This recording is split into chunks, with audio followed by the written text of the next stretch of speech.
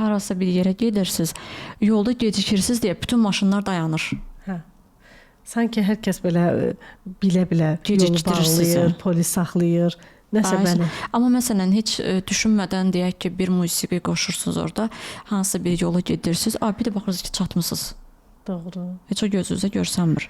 Yəni hansı enerjide olursunuzsa gün ərzində o kimi də insanları həyatınıza çəkirsiniz. Bir mənalı olaraq məsələn insan gəlir deyir ki, mən siz necə pozitiv insanam, mən çox pozitivəm, mən gedim, deyim, gülüm, oynayım, şənlənim, amma niyə mənə pul gəlmir, nəyə görə gəlmir? Bir düşün, sual ver, nəyə görə mənə pul gəlməsin?